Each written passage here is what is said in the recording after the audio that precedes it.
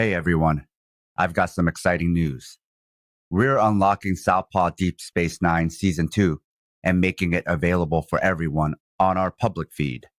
But if you love our work and want to be the first to listen to Season 3 as it's being released, head over to Patreon. There you'll find break-free versions of past SDS9 episodes, Southpaw and Fight Study, and our other bonus show, Fighters Brew. You'll also find our Liberation Martial Arts program, which is exclusive to our supporters. It's for beginner and advanced martial artists, as well as people just looking for fitness and rehabilitation. It's a gentle, wholesome, and embodied approach to training.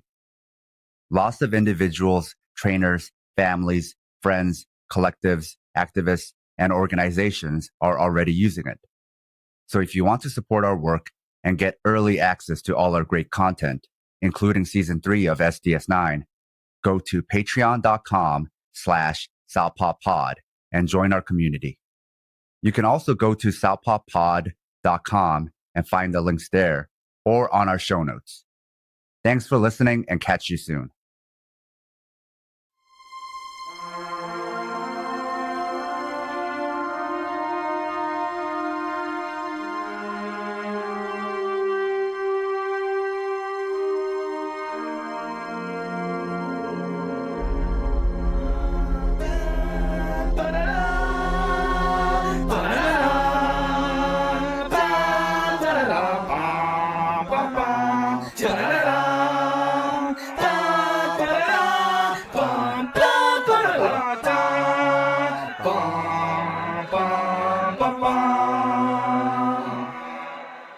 This is Southpaw Deep Space Nine Season 2, where we analyze Deep Space Nine and Star Trek from a political and historical lens, episode by episode.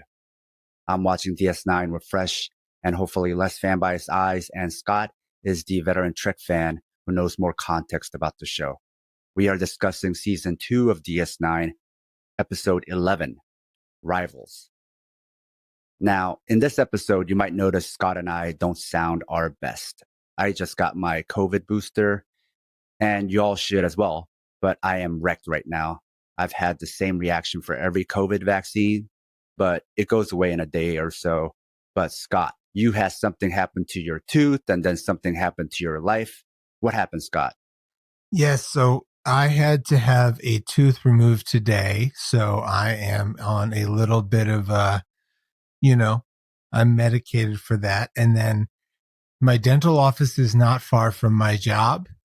My job is that of a social worker, and I sometimes have a badge that says my job.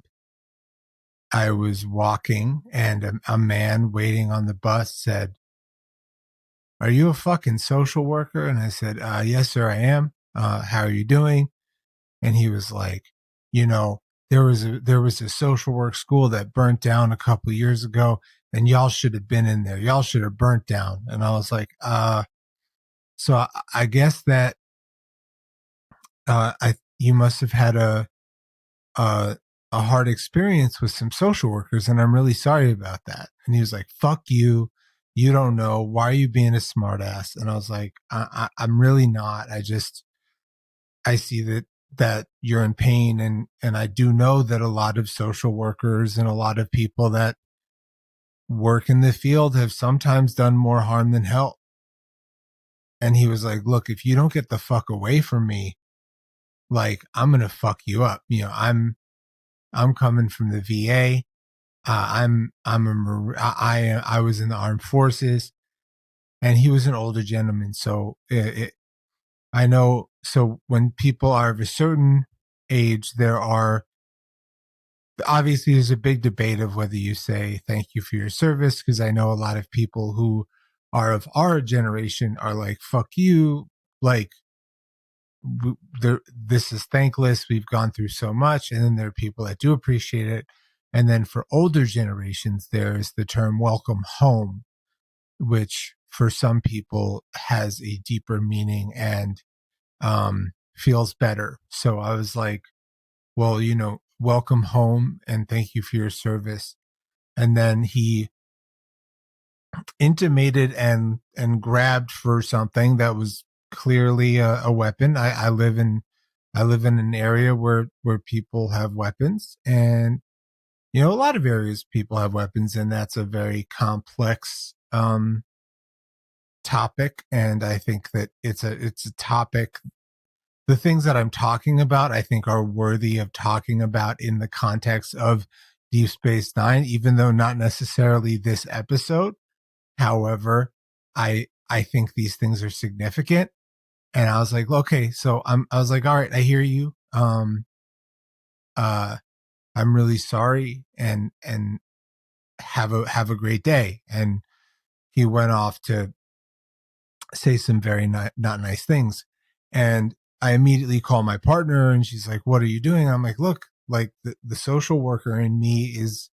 I'm just immediately trying to understand what's going on with this person, that they're in so much pain that they would want social workers or people who are working with them or people working in the VA system to die, and so angry. And I'm just like, I don't know.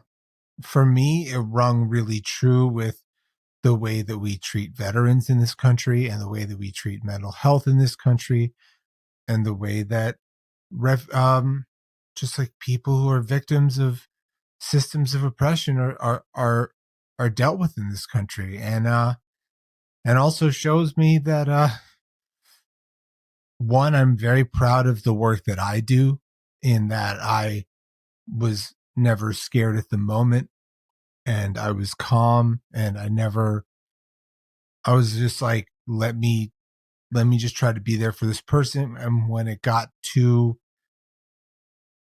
a point where I was like, okay, this could potentially be an unsafe situation, I got myself out of it. So if I'm a little shook today, that's what happened.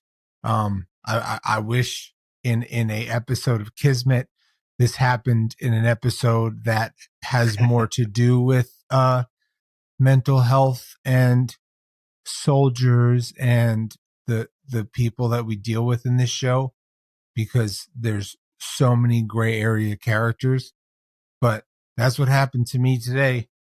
That's very different theme from our episode we're going to discuss today, but that's some heavy stuff. Actually, could kind of relate to the episode we're going to talk about after this episode, the alternate, Yes. which is dealing with a lot of unprocessed trauma. So we're going to be recording these episodes back to back. So in the episode after this, that'll be released next week. Or if you're binge listening, the episode right after, you might notice we come in with the same energy. And this is why. And maybe, Scott, you could bring it up again for that episode. But talking about this episode, Rivals, which is a lot more lighthearted. Can you tell us about this episode? I guess so. Are you in a place to talk about this episode? Are you okay, Scott? Yes, no, I'm okay. I'm in therapy. I have a good relationship with my coworkers and my partner, and I've unpacked this and I've talked about it, and I feel good.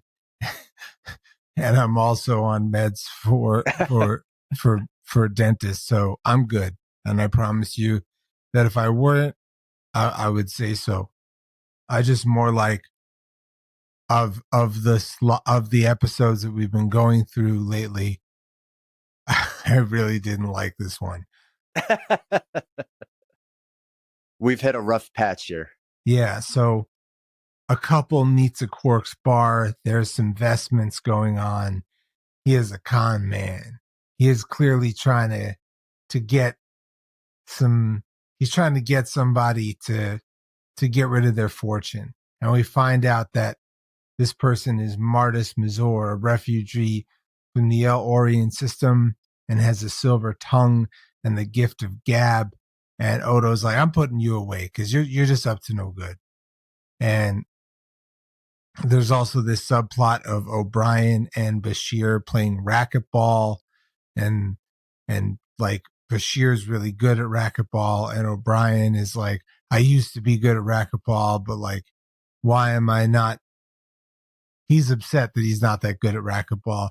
And there are some reasons why. You know, Bashir's a little bit younger, O'Brien's a little bit older. You know, sometimes you and I are both martial artists. I say that way more. I mean, you are a martial artist for a very long time. I've been practicing Brazilian Jiu-Jitsu for a few years, so to call myself a martial artist, I don't even know if I feel comfortable saying that, but it's something that I work on. And as you get older, you have to work harder to be able to do what you want to do, and you can't do the moves that you could do when you were younger and still accept the same results. So I thought there was a cool little thing there that they didn't deal with that well. And Martis is annoyed because he's like at this holding cell, and there's this friend there named Kaz who has this orb, and the orb maybe has some properties. And then Kaz dies, and Maris grabs the orb and is like, "Oh shit, this orb does some stuff." And then you have Miles, who's lamenting to his wife. And this is another episode where him and his wife have some nice moments. There are some episodes where the relationship feels like it's not being written by people that are in relationships. And in this episode, it feels like it is. And Bashir is also frustrated, and he's like, but I'm not going to let him win in this racquetball game. And why is this all going on? And then Martis comes to Quarks with his gamble orb. And he's like, you want to buy this gamble orb? Come on, just buy this gambling orb. Shit's going to be nice. And Quark's like, I've met my match, but I'm not going to do that, even though the orb has potential. And he's like, whatever. And then he has these plans, and he meets this Bajoran widow who has this extra spot in Deep Space Nine. And he's like, oh, maybe we could do something. And then, so Bashir and Miles have another racket game. Bashir throws the game, and Miles is mad. He's like, why would you do that? And then the rival, Quark's rival Maris, opens up a rival spot at, the Bajoran widow, and he steals Rom because, like, obviously in the Ferengi culture, like, yeah, you could just steal your coworkers and your family as long as it's a good deal. Like, there's nothing sacred. Get that money. And it becomes more popular than Quarks, but Dax is noting that there's some weird anomalies that are happening on the ship. Like, there's some weird polarities, and like people are showing up in the sick bay for some like weird shit. And Bashir's like, I don't really want to play with Miles right now. He's just getting too hyped up. And then Miles goes to Quark, and Quark's is like, no one's coming to my place. And Miles is like, I'm just really upset about sports. But minor mishaps are happening on board, and like something is up because the episode's halfway through. And all of a sudden, Maris's bar is starting to have to lay out large sums of gambling money. Isn't it Martis? Yeah. Maris's bar is like, oh shit, the house is not winning anymore. Maybe this gambling orb isn't working, or maybe this gambling orb is doing not exactly what we wanted to do. So then Quark is like, yo, we're going to have this racquetball match of the ages. We're going to have, and the money's going to go to Bajoran charities. So you got to do this, because he's taking advantage of the game. That's what Quark does. So he's like, I'm going to get people to come to Quark's, and we're going to have this racquetball game. And then they realize that for whatever reason in the station, like the luck, the probability, things that shouldn't be happening are happening. And there's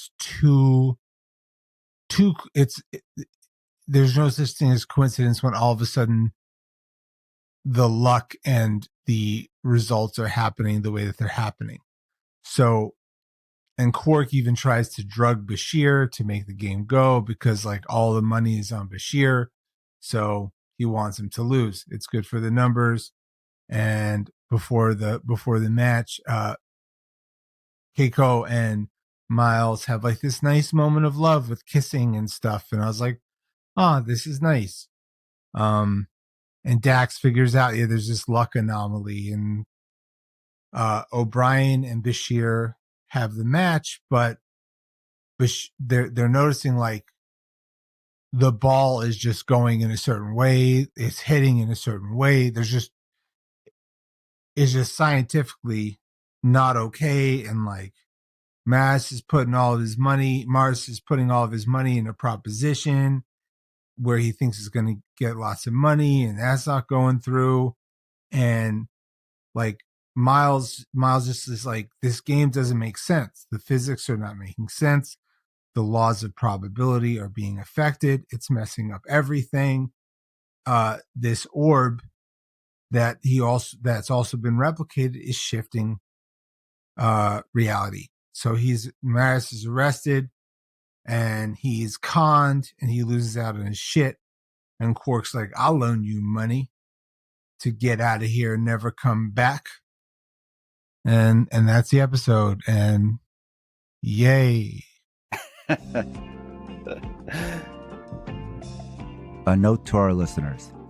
If you love the Southpaw Project, please support us and help us get paid for our labor by financially supporting us on Patreon.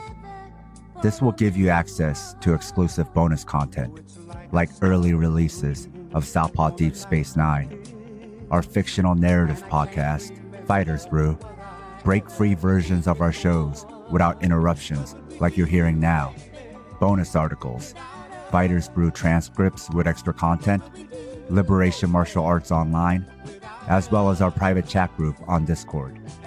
You can also make one-time donations at Ko-Fi or show your solidarity by wearing our swag. You can find all pertinent links at southpawpod.com. So it seems like outside of the Federation, the galaxy is still very much capitalist. Latinum, we learn, isn't the only currency. So whether the writers or fans like this fact or not, what makes the Federation economy work is that it's a closed, controlled, and planned economy. It's much like how to talk about socialism. So long as you don't call it that, but just describe it, Americans are much less fearful of it. Can you get to a moneyless world without a planned economy? All I can say is Star Trek has no vision for it. Now we get to Odo racial profiling the El-Orians, which seems like an intentional critique of policing, but I'm not going to end my judgment there just with Odo, because that's also how the show is written. They essentialize race. This isn't unique to DS9. It's a general convention within sci-fi and fantasy, and even children's media. Monsters are bad not because they did anything wrong, but because they look different. But as a parent, I can say children's media is moving away from this convention. But what about modern sci-fi, Scott? Yes, and I think some shows are doing a better job of making races less monolithic. And in fact, I know you aren't watching the new Star Trek, but the new Star Treks are doing a really good job of this. And there are moments in Deep Space Nine that try to do this. And I know that you're really into the new Lord of the Rings show, and the people that are really trying to love Lord of the Rings, but also unpack some of the issues that Tolkien had, are like, why are we doing this? There's a lot of controversy going in the Dungeons and Dragons world that some of the character classes and races that were created in the original forms of these Dungeons and Dragons are incredibly problematic, because having a complete race have traits is incredibly problematic.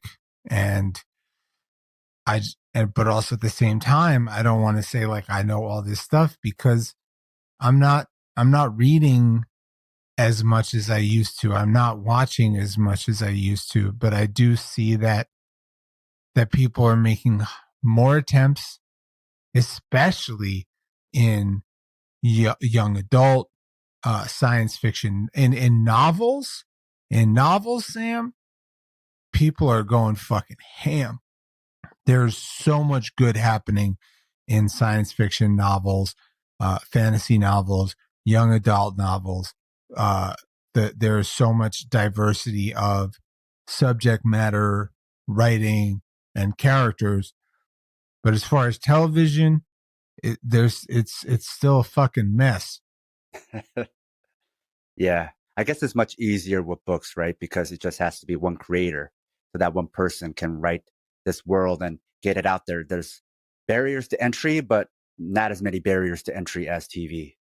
Now, the scene of space racquetball with Bashir and O'Brien seemed like an allegory for class distinctions, especially the rich med school guy versus the working class space mechanic. I was taking note of that in that scene. And then later on, I think they actually call him the mechanic. So definitely seemed like that's what they were going for. And also, you have the English accent versus the Irish accent. So I think a lot of this was intentional. I don't think they designed these characters for this class analysis, but because they had them, they were like, hey, we could do maybe not a nuanced story about this, but we could do something with this, which still related to the overall theme of this episode, which is about money and financial crime, white collar crime. Money is still very important, at least in this sector. We also see O'Brien losing and showing some toxic masculinity, which is a reminder that just because you're working class doesn't mean life will automatically radicalize you. And even if you are radicalized about class, you might still carry with you reactionary ideas about masculinity and race, which O'Brien is actually a complex example of.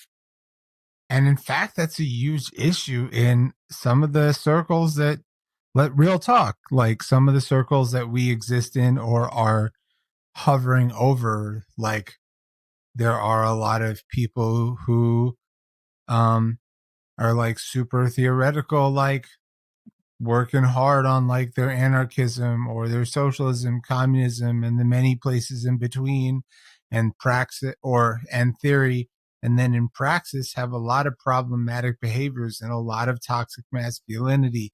And when when put on to task to do that, are don't want to or try to be like essentialists or reductivists. Like definitely in the spaces that I work in and live in, there's, and I think we've talked about it here, but if we haven't, I'm happy to, you know, beware the simple class reductionist or the race reductionist. When obviously like there's so much interspersed in between them, or people that are just all theory and no action. Or even I remember you and I were doing an episode a few weeks ago and I was using a gendered language and you were like, yo, like could you not use that language that way? And I was like, yeah, thank you. And then like I looked into it and I was like, oh, okay. And just in case you erased that or didn't, I don't know. So I'm not going to go into detail, but like you challenged me, and I had the opportunity to be like, no, no, no, no, or be like, okay, okay, thank you. So even like a guy like Miles O'Brien, who when it comes to like unions and shit, is like he's a woke motherfucker when it comes to that shit. And but he's also problematic and he also is patriarchal and he's also, you know what I'm saying? So there is a lot going on. And like racquetball is a very classist game. Maybe not so much in the future.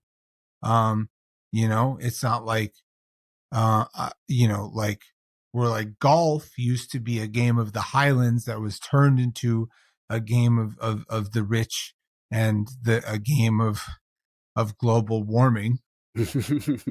But, you know, like racquetball and squash, that's seems to me when I think of that, I think of like some 80s Gordon Gecko shit. Even in space, it sounds like there is class distinctions because O'Brien talks about how he learned to play racquetball by teaching himself. He's self-taught, whereas Bashir is more classically trained. It's something they learned at his medical school. So they definitely made it seem like maybe in the future there are no private schools, but they drew allusions to this is basically that. There still are class, there's still star belly and non-star belly sneeches, you know what I'm saying? Like there's still issues, and without going into great detail, we learned some things about Bashir eventually, which I think you'll be like, huh. Now, can I see O'Brien go MAGA? No. But could I see one of his cousins go MAGA? Sure. So throughout the episodes, throughout the seasons, all the characters, they're getting more textured. They're becoming more three-dimensional. They're being shown all sorts of different sides. That it's not all good, it's not all bad, it's a complex texture, which makes them more enjoyable. You like a character who makes you happy but also pisses you off. Now, going back to the plot of this episode, could you have financial crime in a world without capitalism where there was no money? If you love the Southpaw Project, become one of our financial supporters. It'll help us supplement the cost of running this project, the incredible time and energy we put into it 7 days a week, and you'll be giving us some breathing room, not only to juggle Southpaw with our day jobs, but also to expand Southpaw into other areas. We can't exist without your contributions. Show your Southpaw solidarity by supporting us at southpawpod.com. Odo, of course, is important in this episode, and you see the connection between policing and property. So even if we abolish cops, or you could make a world without cops, if capitalism still exists, and so does private property, you'll still naturally end up with cops because you not only need someone to protect your property, but also someone to handle disputes over property. Catching Martis is justice because what he was doing was unjust. But people needing retirement money or savings or otherwise being fucked, that's the real injustice. Martis doesn't create these consequences. Martis doesn't create these conditions. I'm sure ideally Martis would like to take people's money without them being ruined, but those disastrous consequences are what give money value.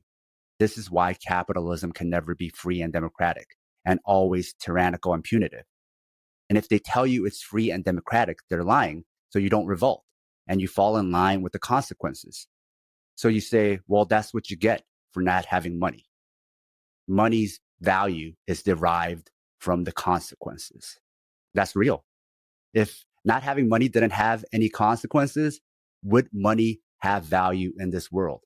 Which then is like, well, if you don't want a punitive world, then how can you have money? Now, going back to Bajor and this sector of the galaxy, it still very much operates like our real world. And DS9 runs not just as a space station, but also as a retail space, like an ANCAP mall. You see that explicitly here, where you can build a casino anywhere so long as you can pay for the lease. We also find out about Bajoran charities, which is a part of neoliberalism.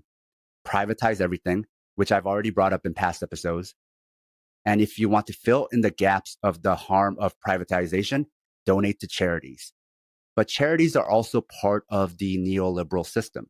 So they may help certain individuals, but they don't help the systemic problem. Maybe this goes back to how that guy felt about social workers, right? You could have individuals being helped by you. You know, you have a bunch of fish on the beach, and you and I throw as many back as we can. And when that helped those individual fishes, but that's not really solving the problem here, right? So these individual answers, charities, social workers, they are dealing with the end result, but they're not necessarily preventing the things that cause the problems to society, right?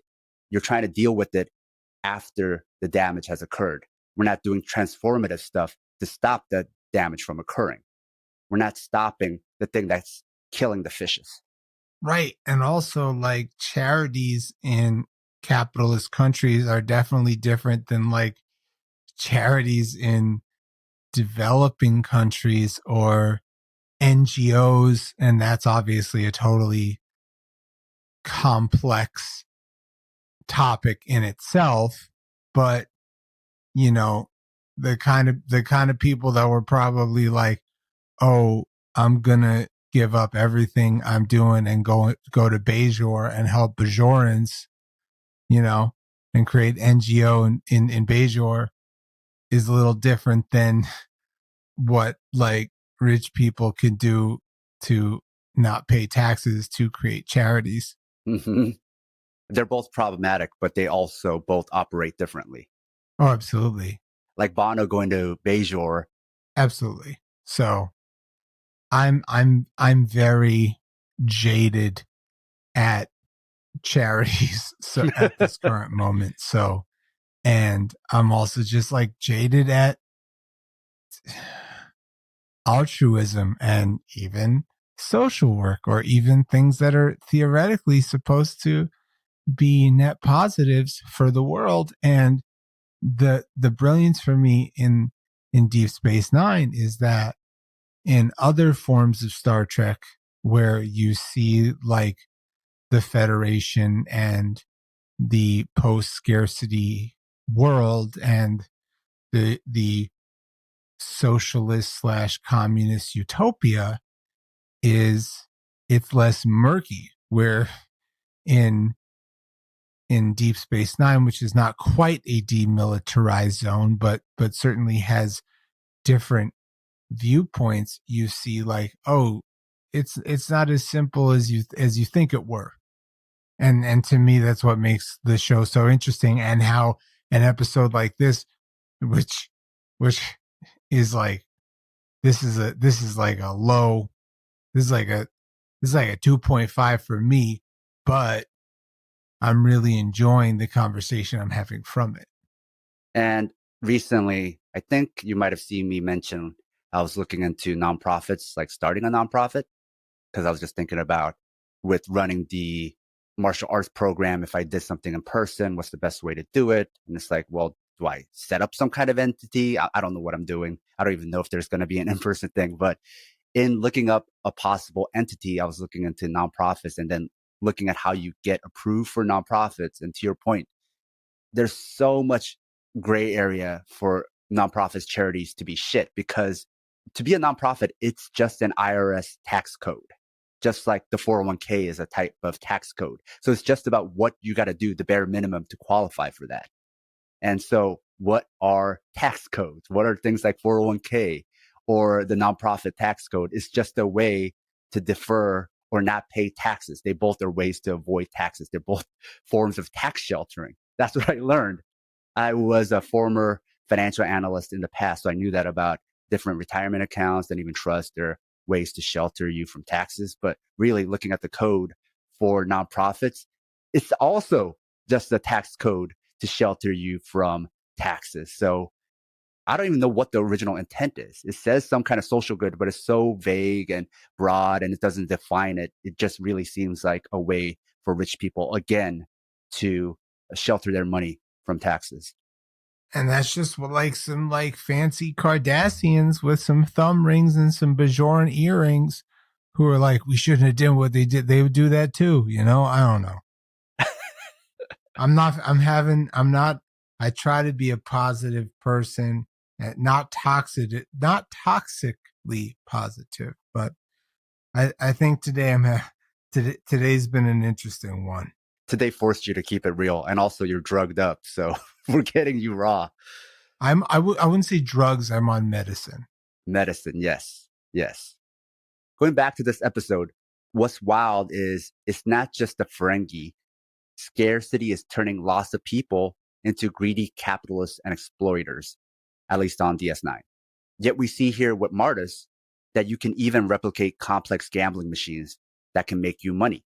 And it seems like everyone has access to it because Martis was very open about how he made them, because that's not breaking any rules. And that also didn't set off any red flags for Cisco and Dax, and neither did building a casino in the promenade.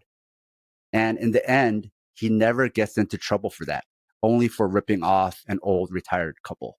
So that's a flaw within the economy of DS9, which makes it a Trek problem. Yeah. That you could just replicate things that make money and everybody has access to it. So not all of this makes sense. Yeah, I was bugging a little because again, this is one of those episodes where I didn't remember. I was like, wait, you can just like replicate a luck egg? Yep. And get rich off of it and earn a bunch of latinum, right? So this is the logic of trying to make capitalism work in a post-scarcity world. Not everything makes sense. Also, what made the El Arians good listeners and what was the appeal of the globe that just changes lights, like you said, the luck egg, wasn't clear either, or what exactly it did. But that's when we have to say it's just a TV show. But despite all that, this episode has some meat to it as far as topics, not necessarily plot or even logic. A lot of this didn't make sense. A lot of it was kind of silly. I know you already gave us some preamble, but what did you think, Scott? I mean, I'll take this episode over the last couple episodes that we worked with because I just enjoyed the conversation from it. However, if I never saw this episode again, I'd be fine. It's one of their sillier episodes. But Scott, can you tell us a bit about the next episode? So the next episode is the alternate, and something that goes on in the Gamma Quadrant has an element that may fuck with Odo and let us learn a little bit more about Odo. Maybe. Until then,